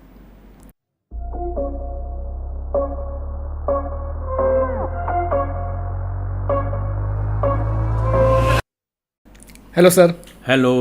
Welcome once again. Thank you so much and congratulations once again. Thank you sir. आपने इतना कुछ बताया हमको, हमारी ऑडियंस को आपके बारे में। एक चीज़ जो मैं आपसे पूछना चाहूँगा कि वो कौन सा ऐसा ब्रेक थ्रू प्रोजेक्ट था आपका जब आपको लगा कि हाँ यार ये कर लेता हूँ, इसके बाद चीज़ें सेट हो जाएगी। एक होता है ना, एक प्रोजेक्ट होता है जिसको लगता है, जिसका आप वेट कर रहे होते हो अपने इनिशियल लेवल पे कि ऐसा कुछ मिल जाए, काश ऐसा कुछ मिल जाए, हम प्रे कर रहे होते हैं, हम चाह रहे होते हैं, फिर एक कुछ आ रहा होता है या कुछ आ जाता है, फिर हमको लगता है कि यार ये बहुत अच्छे से करेंगे तो इसके बाद कुछ बहुत बढ़िया होगा। तो ऐसा कौन सा टाइम रहा या प्रोजेक्ट रहा?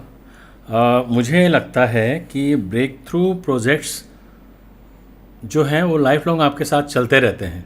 अगर मैं कहूँ कि जितना भी मैंने किया है, जो भी थोड़ा बहुत कर पाया हूँ, उससे मैं सेटिस्फाई हूँ, काफ़ी हद तक सेटिस्फाई हूँ, क्योंकि उसके पीछे डेडिकेशन, ईमानदारी, लोगों की सपोर्ट, सारी चीज़ें थी। बट जो मैंने पीछे किया, अब उससे ज़्यादा अच्छा करने की मैं ख्वाहिश रखता हूँ। तो मैं चाहूँगा कि वो ब्रेक थ्रू और आगे आए। तो ऐसे जो छोटे ब्रेक थ्रू, मैं तो जो मैंने बताया, मेरा पहला ब्रेक थ्रू मैंने 11th क्लास में जब मैं था, दिवाली मेला ऑर्गेनाइज़ किया। दिवाली मेले के साथ साथ जो है थोड़ा थोड़ा मार्केटिंग स्किल्स अपनी ऑर्गेनाइज़ की, और जो हेसिटेशन मेरी थी उसको मैंने उखाड़ के फेंका। ये मेरा ब्रेक थ्रू था, बहुत बड़ा ब्रेक थ्रू था, क्योंकि आगे स्टेज पे काम करना, स्टेज पे एक्टिव रहना, वो सारी चीज़ें। फिर जब मैं कॉलेज ऑफ आर्ट में आया, हिंदू कॉलेज में आया, हिंदू कॉलेज में मेरे ब्रेक थ्रू एक से एक ज़्यादा थे। पार्टिसिपेशन से इतने बड़े बड़े स्टेजेस पे, फिर all over India, different universities में, डिफरेंट यूथ फेस्टिवल्स में अपनी पहचान बनाना, वो ब्रेक थ्रू रहे हमेशा। तो उसके बाद कॉलेज ऑफ आर्ट में जब आए, तब तक मेरी जो ऑर्गेनाइजिंग स्किल्स हैं, ऑर्गेनाइजिंग एक्टिविटीज़, मैंने उस समय तक अपनी एक NGO भी बनाई थी, और ऑर्गेनाइजिंग पीक पे शुरू हो गई थी। हमने शुरुआत की थी एक नेशनल पेंटिंग कंपटीशन से, और जो पहला पेंटिंग कंपटीशन था वो था 1986 में। अच्छा।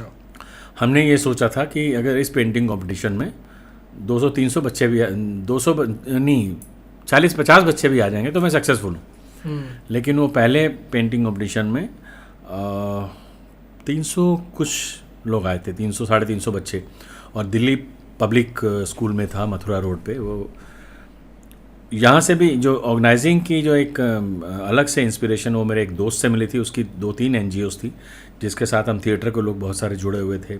उसने मुझे म्यूज़िक में बहुत अच्छा चांस दिया। उसके म्यूज़िकल प्लेज होते थे, जिसका म्यूज़िक डायरेक्शन उसने पूरा का पूरा मेरे को दे दिया। फिर एक ब्रेक थ्रू और था जब मैं 11th क्लास में था। तो आप लोगों को सुना भी होगा, देखा भी होगा कि जो दिल्ली की सबसे बड़ी बड़ी रामलीलाएँ होती चांदनी चौक के एरिया में, रामलीला मैदान है, सुभाष मैदान है, लाल किला है। तो वो जब मैं चांदनी चौक रामजस स्कूल में था, तो वहाँ के जो स्टूडेंट्स हैं वो रामलीला के दिनों में वॉलंटियर्स बनते थे वहाँ पे। तो कि वॉलंटियर्स बनते हैं, रामलीला के अलावा रंगारंग प्रोग्राम होते हैं। रामलीला के बाद में कभी नाइट्स हो रही है, ऑर्केस्ट्रा नाइट्स हो रही है, डांस म्यूज़िक के प्रोग्राम्स होते थे रामलीला के बाद। तो मुझे भी कुछ भी नया करने का शौक़ तो था ही। तो मैंने भी कहा मैं भी वॉलंटियर बनूंगा। वॉलंटियर बनने का जो है सिर्फ एक रिफ़्रेशमेंट मिलता था, बाकी आपको 2-2, 3-3, 4-4 घंटे मेरे घर से दूर, घर मेरा कहाँ, पांडव नगर, मयूर विहार में, और उस समय बस की जो फैसिलिटीज़ थी बहुत कम थी। तो लेकिन चस्के थे कुछ नया करने का, डिफरेंट करने का। और जब पहले दिन मेरी ड्यूटी थी, पहले दिन ड्यूटी पे वो देखा कि ये जो म्यूज़िकल प्रोग्राम हो रहे हैं, ये again these activities are close to my heart. तो मेरे को तो आर्टिस्ट लोगों से मिलना है। तो वॉलंटियर का अपना जो अपना जहाँ पे मेरी ड्यूटी लगी हुई थी, वहाँ छोड़ के मैं चुपचाप गायब हो जाता था, बैक स्टेज पहुँच जाता था, कैसे भी रास्ता बनाता। बच्चे थे, कोई रोकता नहीं था, बैज लगा हुआ था, बैज वालों को वैसे नहीं रोकते थे। तो मैं बैक स्टेज में जाके आर्टिस्ट लोगों से मिलता था। फिर वहाँ पे देखता था जो उनका मेकअप करते हैं, मेकअप जो उतनी बड़ी बड़ी रामलीला को, जहाँ 7-7, 8-8 हज़ार, 10-10 हज़ार की ऑडियंस होती थी, 150 फीट का स्टेज होता था, उनका मेकअप आप समझ सकते हो, आप लोग इस फील्ड के हो, कितना थिक मेकअप होता था। मुझे वो बड़ा अच्छा लगा। तो जो फाइन आर्ट्स की जितनी भी चीज़ें थी मुझे अच्छी लगी, तो वो मेकअप करना बड़ा अच्छा लगा। तो मैं आर्टिस्ट लोगों से भी मिलता था, कैसे वो दाढ़ी लगा रहे हैं, कैसे जो उसमें बेस फाउंडेशन उनका वो अपना मटेरियल खुद बनाते थे। तो ऐसे ही जो मैं डेली के डेली वहाँ बैक स्टेज पहुँचने लगा, और वो पहला ही मेरा वो था। तो मैंने शेयर किया जो मेकअप मैन थे, मैं सीखना चाहता हूँ, आप सिखाएंगे मुझे? तो वो हंसने लगे, मजाक उड़ाने लगे। मतलब 11वीं क्लास का, 12वीं क्लास का बच्चा है, तो ये मेकअप सीखेंगे? ये बोले बहुत मेहनत करनी पड़ती है। मैंने कहा मैं कर लूँगा, तो आप सिखाइए। तो फिर बोले देखते रहो। और ये मेरा मानना है, ये शायद मैंने इस चीज़ को आगे भी जब तक मैं टीचिंग लाइन में रहा हूँ स्टूडेंट्स को भी ये मैंने गाइड करने की कोशिश की है कि कोई भी कला हो इसके भी आप लोग खुद विटनेस हो, देखने से और करने से आती है। जितना आप देखोगे ऑब्जर्व करोगे, प्रोग्राम्स हैं आपके कंटेम्प्रेरी प्रोग्राम्स हैं, छऊ है, क्लासिकल है, जितना आप दूसरे लोगों को देखते हैं, फिर देखते हैं अपनी कमियां भी ढूंढते हैं। और बहुत जेन्युइन आर्टिस्ट मैं समझता हूँ जो लोग अपनी कमियां ढूंढते हैं पहले, सच उसके बाद इंप्रूव करते हैं। मतलब मैं ऐसा समझता हूँ, ये मेरी सोच है। कोई फिक्स वो नहीं है कि ऐसा होना ही चाहिए, बट मैं ऐसा समझता हूँ कि अपनी अगर इम्प्रूवमेंट करनी है तो आप अपने से अच्छे आर्टिस्ट लोगों के प्रोग्राम्स देखिए, वो देखिए। करेक्ट। तो ऑब्जर्व करने से, ऑब्जर्वेशन की बात हमने शुरू में ही की थी, जो ऑब्जेक्ट्स को ऑब्जर्व करना, पोर्ट्रेट्स के लिए मॉडल को ऑब्जर्व करना, अच्छे से घूर घूर के ऑब्जर्व करना बहुत अच्छे से, तो वो चीज़ें अच्छे से आ गई थी। तो हमने कहा ठीक है हम देखेंगे और करेंगे। और उन्होंने जो है एक पहले दिन जैसे मुझे मेकअप करने, अच्छा ठीक है, जो सबसे आसान मेकअप होता है तो रावण की सेना या राम की सेना, तो चलो इसका मेकअप करो, और मैंने कर दिया, बहुत अच्छा किया। फिर मैंने कहा ये मेन मेकअप, बोले इसमें आपका टाइम लगेगा, 2-4 साल लगेंगे, मान राम का मेकअप, सीता का मेकअप, इसका उसका। तो वो मेकअप मैंने शुरू किया और बहुत जल्दी मेकअप पिक किया। बल्कि मेकअप मैं काफ़ी अच्छा करता भी था। फिर एक टाइम पे मैं I was assistant makeup man there, उस बड़ी रामलीला में। तो जो स्कूल के दोस्त थे रामजा स्कूल के, तो वो कहते तुम तो बहुत आगे निकल गए, तुम तो सारे आर्टिस्ट से जान पहचान हो गए, हमें तो इतने सालों से वॉलंटियर बन रहे हैं, हमारी कोई जान पहचान नहीं है। तो मैंने कहा आप लोगों को मिलवा दूंगा। फिर वो मेरे को भी कोई रोल दिलवा दो। तो जो मेन मेकअप मैन था उसने जानबूझ के उसको पंगा लेने के लिए बोला कि आपको रोल करना है ना, ठीक है, एक कल जो है ना आईब्रोज वगैरह सारे मुड़वा के आना।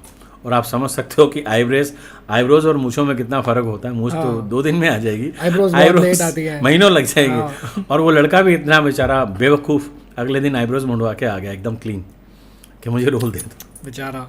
बाद में उसका बहुत मजाक बनता रहा। खैर उसको रोल मिल गया वानर सेना में या कहीं पे भी। तो वो मेरा बड़ा अच्छा ब्रेक थ्रू रहा। मैंने मेकअप की टेक्निक सीखी। फिर एक बहुत फेमस मेकअप मैन हुआ करते थे दूरदर्शन के भी और भारतीय कला केंद्र के भी, नरेश खरे। नरेश खरे आई थिंक अब वो नहीं है, उनके साथ भी मैंने असिस्ट किया। जब भारतीय कला केंद्र की जो रामलीला है ये शहीद भगत सिंह पार्क में हुआ करती थी, पूरा फिरोज शाह कोटला के उस ग्राउंड में शुरू में। तो वहाँ पे मैंने उनको 2 बार असिस्ट किया, तो वो भी मेरे लिए बहुत बड़ी बात थी।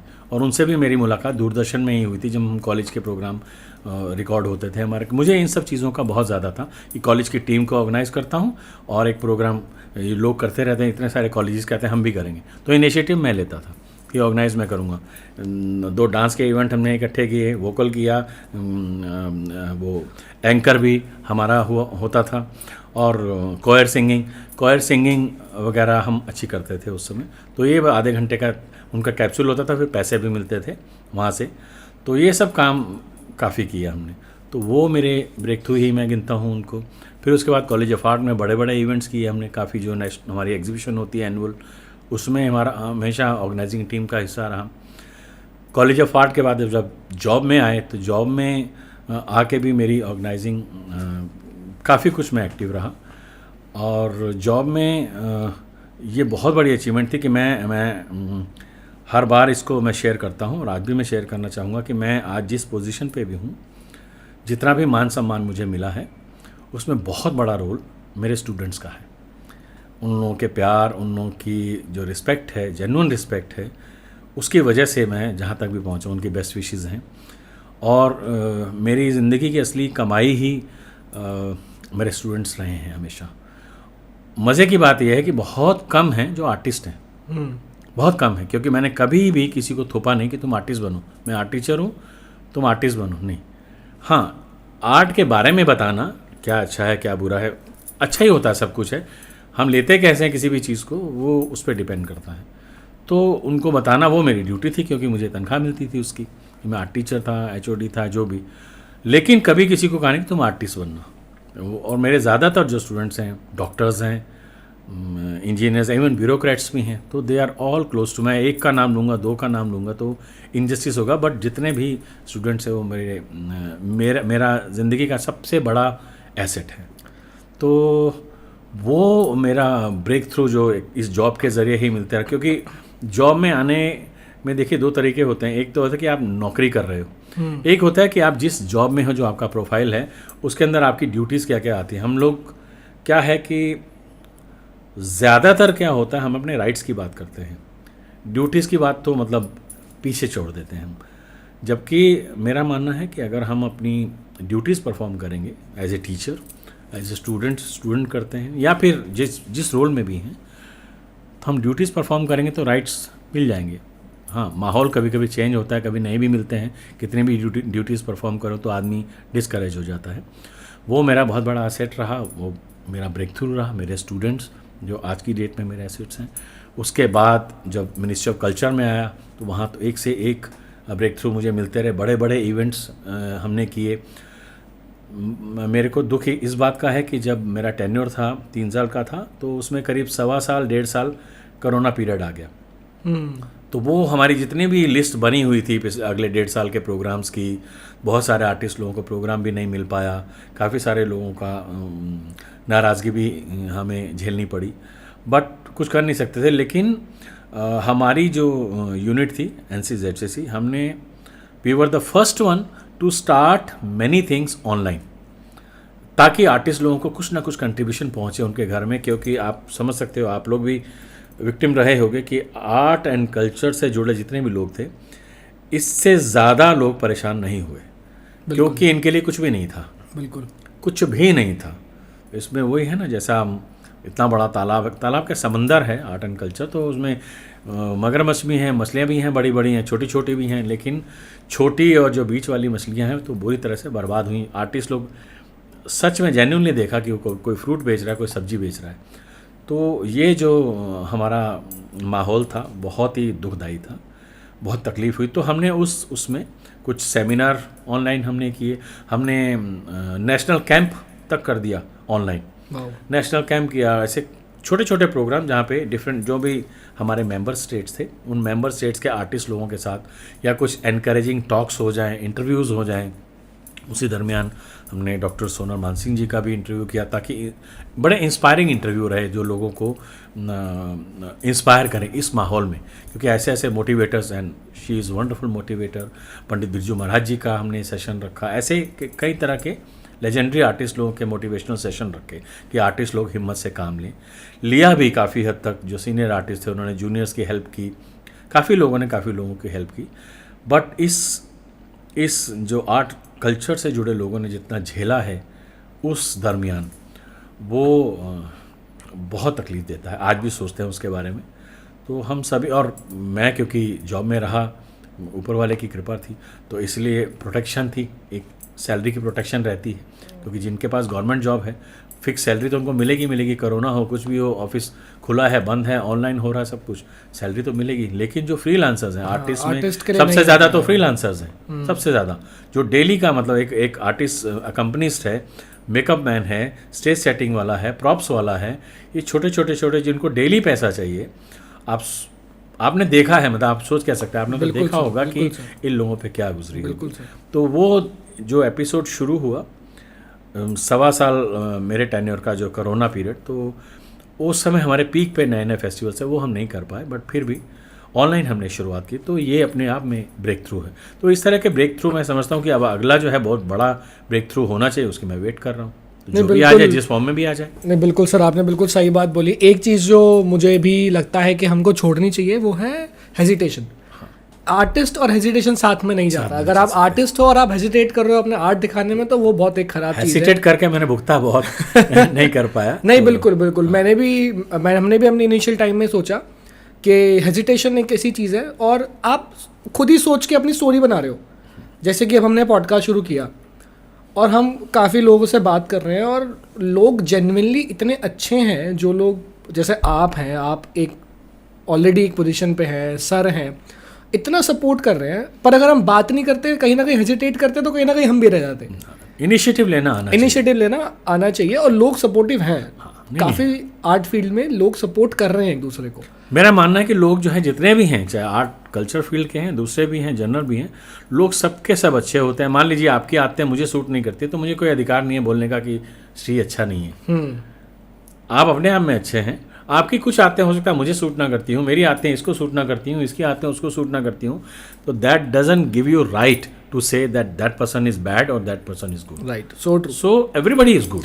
सो ट्रू। सिर्फ आते डिफरेंट होती हैं, वो डिफरेंट होती हैं, बुरी नहीं होती, मतलब मैं ऐसा सोचता हूँ। नहीं नहीं, बिल्कुल आप सही कह रहे हैं। और ब्रेक थ्रू वाले पॉइंट पे भी मैं स्वाति से हमेशा ये डिस्कस करता हूँ, जैसे कि हमारे लिए हमारी भी एक फ़िलासफ़ी है, एक छोटी सी फ़िलासफ़ी है, हम भी थोड़ा बहुत काम करते हैं बाहर।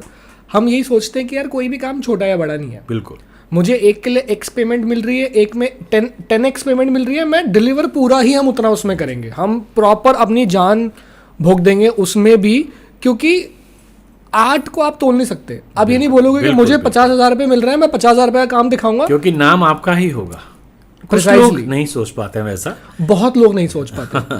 मैंने कुछ लोग जानबूझ के कहा कि फिर नहीं से नहीं, बिल्कुल कोई कंट्रोवर्सी ना हो जाए। बहुत लोग नहीं सोच पाते। लोग ये बोलते हैं कि जैसे कि यहाँ हमारे 50,000 की पेमेंट है, यहाँ 5 लाख की हाँ, पेमेंट है, और 5 लाख के लिए डिजर्व भी नहीं करते हैं। क्यों? क्योंकि वो जो 5 लाख किसी कॉन्टैक्ट की वजह से मिल रहे होते हैं। नहीं, कोई बात नहीं, आपको कॉन्टैक्ट की वजह से मिल रहा है, पर आप 5 लाख को भी उतना सीरियसली लो जितना आप 50,000 को भी सीरियसली लो। बल्कि मैं चाहता हूँ कि जो कम से कम पैसा मिलता है उसमें आपको सीरियस होना और ज़्यादा लाजमी है। एग्जैक्टली, क्योंकि आप रिप्रेजेंट तो दोनों जगह खुद को कर रहे हो, सो ट्रू। तो आपका रिप्रेजेंटेशन अपने आप में ख़राब ना हो जाए। इम्पैक्ट तो आपने डालना है ऑडियंस के ऊपर। वो इम्पैक्ट जो आप उस कम बजट में जीत सकते हो, ऑर्गेनाइजर्स का भी दिल जीत सकते हो, ऑडियंस का तो खैर जीत ही सकते हो, बिल्कुल। और सबसे बड़ी बात है अपना दिल जीत सकते हो कि मैंने जो है अपने काम के साथ जस्टिस किया। बिल्कुल, वो सबसे ज़्यादा ज़रूरी है, मुझे लगता है पैसे से भी ज़्यादा सबसे ज़्यादा ज़रूरी है। आप प्रोग्राम करने के बाद आपको लगना चाहिए कि हाँ यार मैंने बहुत अच्छा किया, I deserve this, I deserve the applause. क्योंकि एक आर्टिस्ट मुझे लग रहा है पैसों के लिए आर्ट में नहीं है, कभी भी नहीं। आर्ट वो आर्टिस्ट मैं नहीं मानता। बिल्कुल, एक आर्टिस्ट आर्ट के प्रेम, जो उनका आर्ट के लिए एक प्यार है, वो उसी के लिए स्टेज पे जा रहा है, उसको ऑडियंस से प्यार है। मैं समझता हूँ वही है, वो अपलॉड्स के लिए है। मुझे लग रहा है वो सिर्फ एक ऑडियंस को वही उसकी दौलत है ना, जो अपलॉड है, जो 2 हाथों की हरकत है, वही उसकी अपलॉड है, उसकी दौलत है। बिल्कुल बिल्कुल बिल्कुल बिल्कुल। Okay sir, coming back to, जैसे आपने बोला कि आपको हमेशा से कुछ अलग करना है, अलग कुछ क्रिएटिव। कभी ऐसा हुआ हो समथिंग फनी या समथिंग जो आपको याद रह गया हो कि कभी कभार क्या होता है, जैसे हमारे साथ बहुत क्या 1-2 बार हुआ है कि क्रिएटिविटी थोड़ी सी ट्रिकी भी होती है। ऐसा नहीं है, क्रिएटिविटी अमेजिंग होती है, आप बहुत कुछ वंडर्स निकाल सकते हो, बट कभी कभार क्या होता है ना, कभी कभार आपके साथ कभी ऐसा हुआ है कि यार कल कुछ प्रेजेंट करना है और आपने कुछ आज किया और आपको लग रहा है कि शिट ये तो काम नहीं कर रहा, and now you have to rethink everything, क्योंकि you have to give your best every time, and not every time it's like के यार हाँ मज़ा आ गए, wonders. It's a creative process, वो प्रोसेस में आप सीखोगे भी, आप गलतियां भी करोगे। तो कभी ऐसा कुछ हुआ हो जो आप शेयर करना चाहते हो कि आपको लगाओ कि यार शिट ये तो गया? बहुत सारे ऐसे इंसिडेंट हुए हैं, वो हमेशा से ही होते रहे। जब मैं टीचिंग जॉब में था, जब इनफैक्ट टीचिंग जॉब में मेरा पहला साल ही था, तो मैंने अपने स्टूडेंट्स को एक चीज़ इंट्रोड्यूस की, बहुत बड़े बड़े साइज़ की पेंटिंग्स बनाना, शीट्स, ड्राइंग शीट्स जोड़ के पेंटिंग्स, और उससे भी ज़्यादा जो बड़ी चीज़ थी वो कोलाज बनाना, वेस्ट मटेरियल से कोलाज बनाना, और कोलाज भी रियलिस्टिक कोलाज बनाना कि उसमें आर्ट रूम का सीन है या कोई जर्नल, कोई फंक्शन का सीन है, कल्चरल सीन है, कुछ इंपॉर्टेंट फिगर्स हैं, वो सब खूब सारे फिगर्स को लेके बड़े बड़े 10-10, 20-20, 30-30 फीट कोलाज बनाना। और हर बार एक, जैसे स्कूल्स में एनुअल डे सबसे इम्पॉर्टेंट चीज़ होती है, तो जो सबसे पहला एनुअल डे था उस दरमियान भी हम एक कोलाज बना रहे थे, जो एनुअल डे से जस्ट एक दिन पहले तक जो आर्ट रूम की हालत होती है, बिल्कुल देखिए आप सोच सकते हैं, ठीक है ना, क्योंकि विजुअल आर्ट ऐसे ही होता है। इनफैक्ट जो हमारे प्रिंसिपल थे तो वो देखते थे, मिस्टर ग्रोवर ये हो जाएगा, कल तक हो जाएगा। उनका सर कल का दिन है ना, डिस्प्ले कल है, अब कल देखिएगा, ये तो ऐसे ही रहेगा, रात भर ऐसे रहेगा। और फिर स्टूडेंट्स इतने अच्छे मिले, मतलब रात को रुक के काम करते थे मेरे साथ। तो ड्रॉबैक ये हुआ, जो सबसे इंटरेस्टिंग ही मानूंगा, वो ये कि 2 या 3 दिन रह गए थे एनुअल डे में, और बहुत बड़ा कोलाज था हमारा। उसमें आर्ट रूम का ही सीन बनाया था कि प्रिंसिपल राउंड पे हैं और वो बच्चों की पेंटिंग्स देख रहे हैं। प्रिंसिपल का बाई चांस वो जो पूरी बॉडी थी, जो फेस था, बहुत अच्छा बन गया वो, छोटे छोटे कागज़ के टुकड़े काट काट के जो कोलाज बनाए, पिछले 15 दिन से बना रहे थे हम लोग। तो कभी कभी ऐसा होता है, या अक्सर ज़्यादा भी होता है, कि आपकी अगर मान लीजिए किसी पर्टिकुलर जगह पे आप ज़्यादा पॉपुलर हैं या आपको मान सम्मान बाकियों से ज़्यादा मिलने लग गया हो, तो फिर कुछ लोग ऐसे भी होते हैं जो आपको बहुत ही ज़्यादा प्यार मोहब्बत करते हैं। सच बात है। तो ऐसे लोग रहे होंगे। अगले दिन सुबह सुबह जब मान लीजिए एक दिन एनुअल डे से एग्जैक्टली 3 दिन पहले जब मैं मॉर्निंग में पहुंचा, उस समय बाइक थी मेरे पास, बाइक लगाई मैंने पार्किंग में, तो एक टीचर मिले। अरे बड़ा अफसोस हुआ जान के। मैंने कहा क्या हुआ सर? तो अरे आपको नहीं मालूम? उनको नहीं। तो अच्छा चलिए देखिए जाके। फिर मैं जहाँ बाइक लगाता था वहाँ अपने आर्ट रूम में से होके जाता था असेंबली में, तो आर्ट रूम में देखा खूब धुलाई हो रही है। तो नॉर्मल रूटीन था, मैंने कहा धुलाई हो रही है, ऐसा हो रहा है। असेंबली में पहुँचे, असेंबली में 2 टीचर और, अरे मिस्टर ग्रोवर बहुत बुरा लगा हमें सुन के ऐसा। मैंने कहा क्या सुन के, क्या हुआ? तो बोले आप अपने रूम में नहीं गए? मैंने कहा हाँ सफाई हो रही है।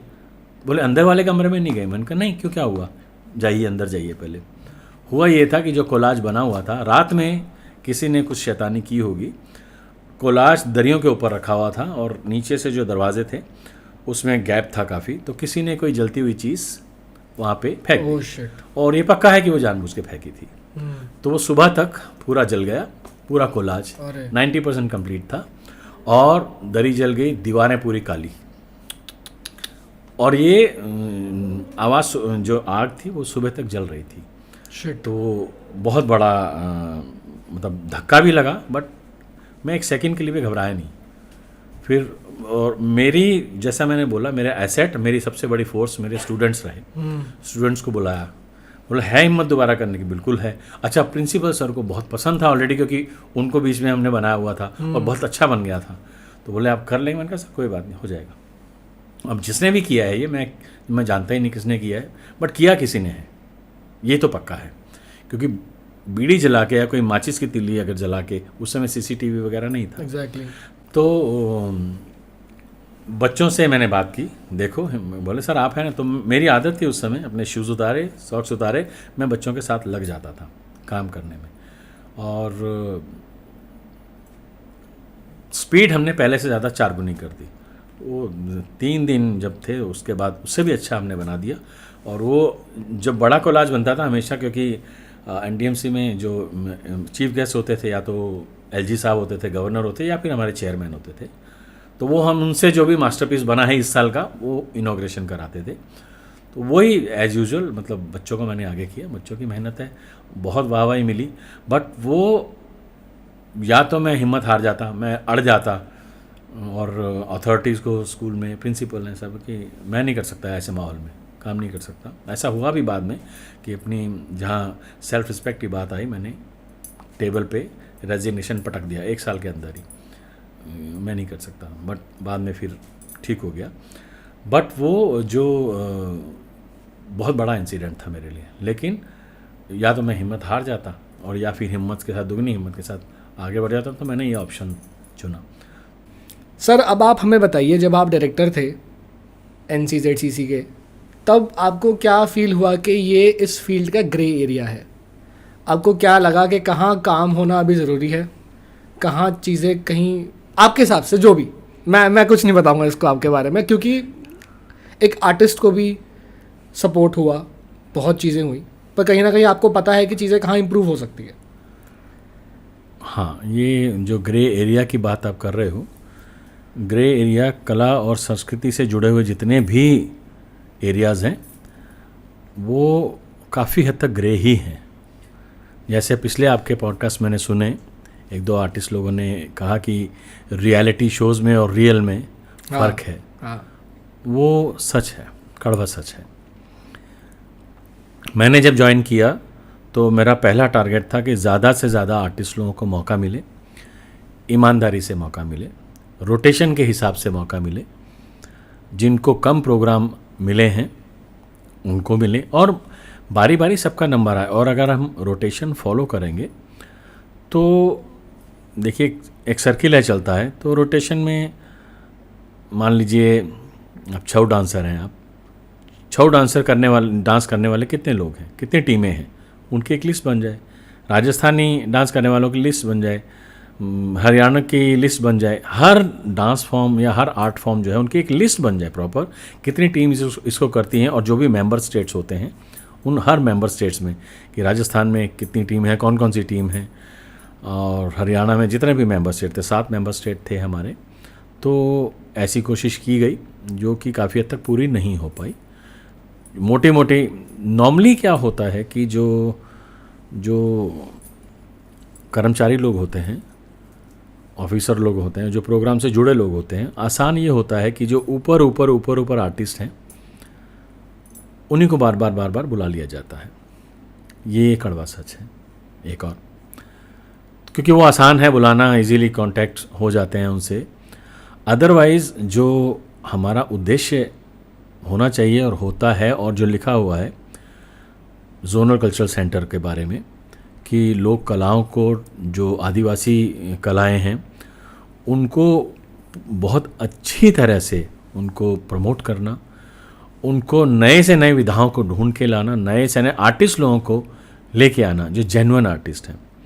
और जेन्युइन लोक कलाएँ हैं क्या? लोक मतलब हमारे ट्रेडिशंस जो हैं, ट्रेडिशंस होते हैं कहाँ? वो इंटीरियर में होते हैं, गाँव में।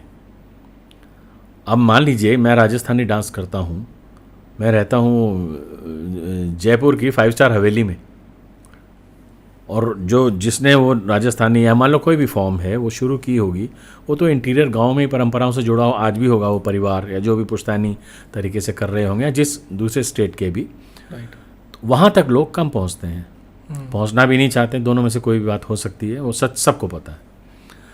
तो जो बाहर शहरों में रह रहे होते हैं, जो इजीली ट्रेसेबल हैं, इजीली कॉन्टैक्टेबल हैं, उनको कांटेक्ट कर लिया जाता है, और वो लाजमी तौर पे पता चल जाता है कि ये मतलब शहर के हैं, कॉलेज में पढ़ रहे हैं, और ऐसी जगह नौकरी भी कर रहे हैं, साथ साथ जो है फोक आर्टिस्ट की टीम बन के आ गए। वहाँ कान खड़े होते हैं थोड़े से। तो मेरी थोड़ी सी ये गलत आदत रही आर्टिस्ट होने के नाते, मैंने हर चीज़ में इंटरेस्ट खुद लिया, मैं डिपेंड नहीं रहा किसी के ऊपर।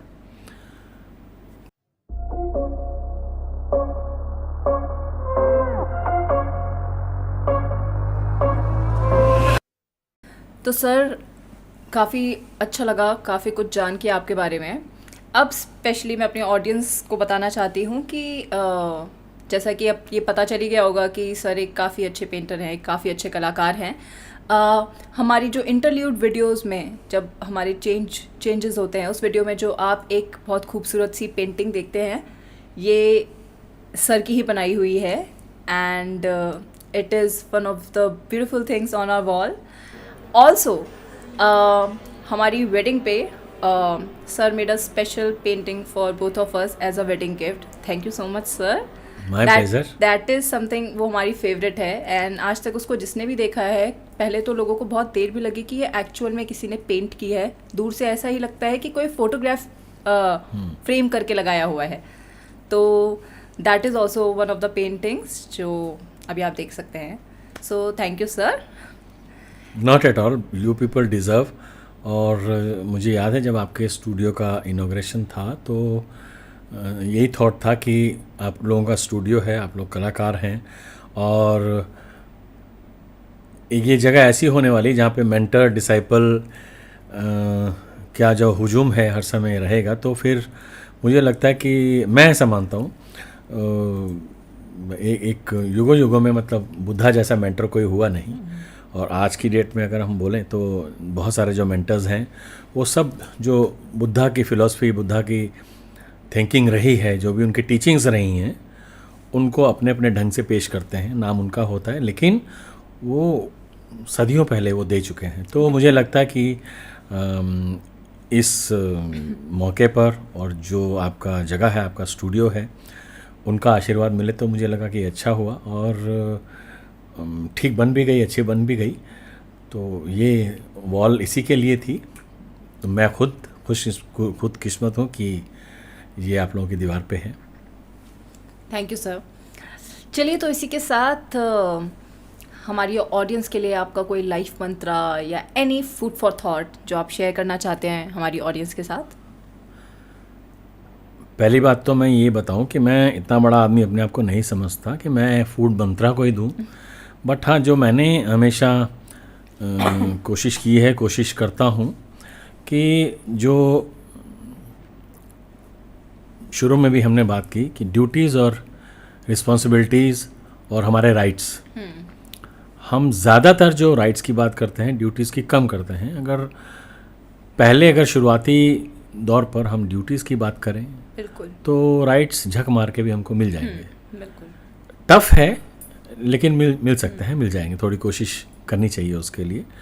दूसरा ये है कि जो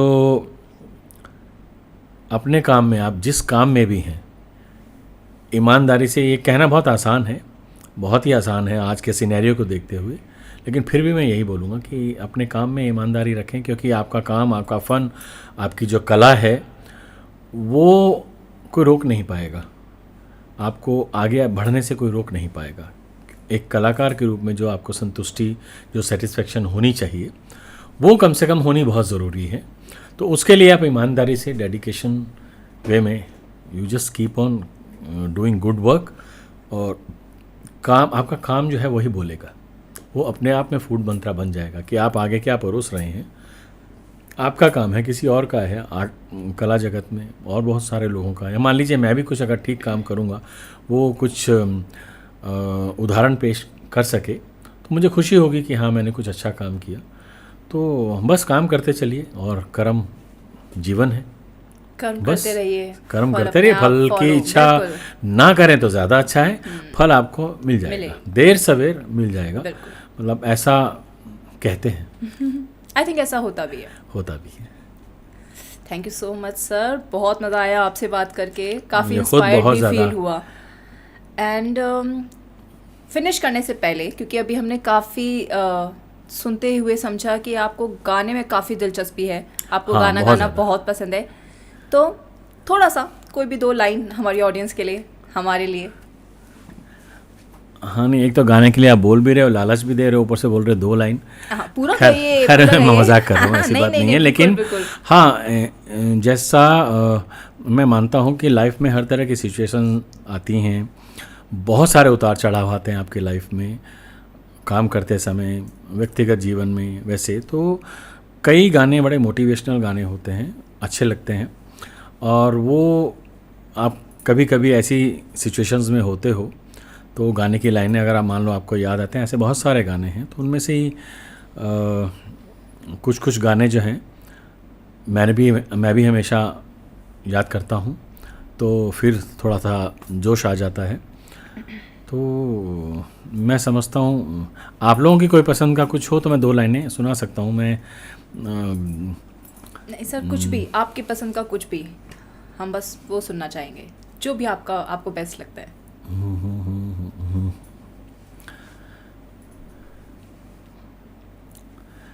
एक मुकेश जी का गाना है जो राज कपूर जी के मूवी का है।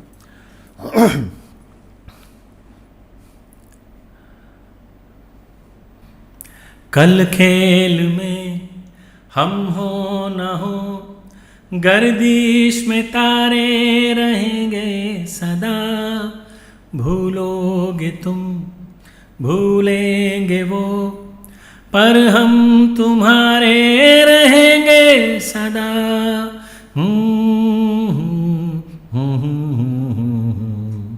रहेंगे यहीं अपने निशान, इसके सिवा जाना कहाँ, जीना यहाँ मरना यहाँ, इसके सिवा जाना कहाँ।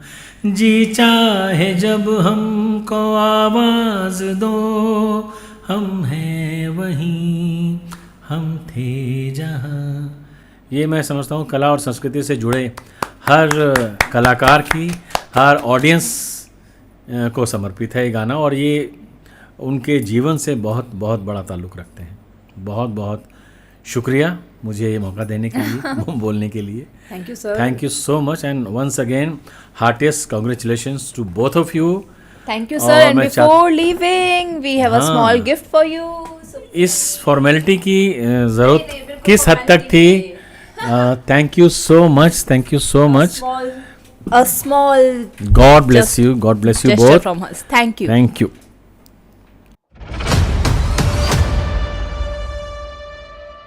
वैसे 11th क्लास का ना एक बड़ा मज़ेदार इंसिडेंट है, वो मेरी मार्केटिंग स्किल का। क्या है तो वो, किस बारे में? जो दिवाली मेले की बात की ना, मेरी पहली ऑर्गेनाइजिंग थी, उसमें एक भूत और सवार हुआ कि चलो पैसे भी कमाते हैं। पैसे कैसे कमाते हैं कि वो कुछ लाला के, तब तक पेंटिंग तो थी मेरे पास 11th-12 में, तो चांदनी चौक में स्कूल था मेरा। चांदनी चौक में सड़कों पे वो सीनरियाँ वगैरह बिकती थी ना, लैंडस्केप, सनसेट, सनराइज, ये वो सब उस समय 10-10, 15-15, 20-20 रुपये की इतनी बड़ी बड़ी हैंडमेड, वो जो साइन बोर्ड पेंटर लोग थे ये बनाते थे, फ्रेम की हुई। उन्होंने कहा दिवाली मेले में रख लेंगे। मतलब ये था कि दिवाली मेले में, हाँ, एक स्टॉल हमको अलॉट किया गया 2 फ्रेंड्स को, अब इसमें आपको कुछ करना है। तो आया नहीं समझ में क्या करें, तो ये आया कि वहाँ से वो उठा लेते हैं। तो उस समय वो 100 रुपये उसने मिलाए और मैंने 100 रुपये किस तरह, वो तो बनिया था, और मतलब मेरे लिए 100 रुपये बहुत बड़ी बात थी, मेरे फादर के लिए उस समय। 100 रुपये उसने लिए, मैंने लिए, वहाँ से हमने पेंटिंग खरीद ली, कंसाइनमेंट पे भी नहीं ली, खरीद ली। और मतलब कितनी सारी वो स्टॉल पे लगा दी। और वहाँ तो स्कूल के ही तो दिवाली मेला था, इंटर स्कूल ये वो, तो वो बच्चे कहाँ खरीदेगा कोई। और हमने रख दिया वो 100 रुपया प्राइस, ऐसा प्राइस वैसा प्राइस। बड़ी वाली पेंटिंग 4 थी, 4 या 5 ऐसा। और बहुत झाड़ खाई टीचर से भी, तो ये क्या किया तुम लोगों ने, परचेज करके डाला। उनको पता था मेरी, क्योंकि मेरे को फाइनेंशियल स्कॉलरशिप भी मिलती थी बिकॉज ऑफ मेरिट, वो मिलती थी। तो नहीं हुआ कुछ, तो फिर मेरा दिमाग दौड़ाया मैंने। हमारे घर के पास जो है ना, जैसे ये ना, ये साड़ी वाले रामचंद्र किशन चंद स्टोर, इनका माल प्रिंट होता था हमारे यहाँ। वो एक अंकल जी थे, नियाज अहमद सेठ, उनकी फैक्ट्रीज थी 3-4 ब्लॉक प्रिंटिंग की, उनकी साड़ियाँ प्रिंट होती थी। तो वो बहुत रईस थे और उतने ही अच्छे इंसान थे वो। अब तो इज़ नो मोर। तो मेरे दिमाग में ऐसे पता नहीं क्या खुराफात है, मैं अंकल जी के पास जाता हूँ। अंकल जी, मेरा एक दोस्त आया हुआ कश्मीर से, ना वहाँ की ना पेंटिंग लेके आया हुआ है। तो और जब बोले अच्छा दिखाना, आज इन लोगों में ह्यूमन फिगर नहीं लगाते, बाई चांस लैंडस्केप ही थे, वो सीनरी टाइप, टिपिकल सीनरी। तो ले गया उनके पास। अच्छा कितने की? मैंने कहा सर ये भी 100 रुपये के अंकल, ये भी 100 के, ये भी 100 की, ये भी 100 की। उनके पास उस समय 400 या 500 रुपये पड़े हुए थे जेब में, सारे मुझे दे दिए। ठीक है छोड़ दो। और उनके ड्राइवर ने और भाजी मार दी, नहीं तो बाकी भी ले लेते 2-3। मतलब वो 500 रुपये अपने उस जो दोस्त था 100 रुपये उसको दे दिए मैंने, ले पकड़ 100 रुपये, बाकी 400 मेरे। बहुत बढ़िया, वो पहली कमाई थी, प्रॉफिट, प्रॉफिट। वो बट यानी उसकी जरूरत है नहीं वैसे। मतलब ऐसा इंसिडेंट बहुत सारे हुए, वो मजे। हाँ, मतलब वो वैसे फनी मोमेंट्स वगैरह किसी में आ सकता है। गश खा गया था यार, 100 रुपये कैसे दूंगा पिताजी को, बहुत बड़ी बात थी। दिवाली सर पे थी, सही बात है, बहुत बड़ी बात थी। तो फादर की सैलरी कितनी थी, बहुत ज़रा सी, तो 100 के आपने 400 करके दे दिए। He was the only earning member. तो लेकिन वो भगवान ने बचा लिया। चलो खैर, तुम अपना देखो।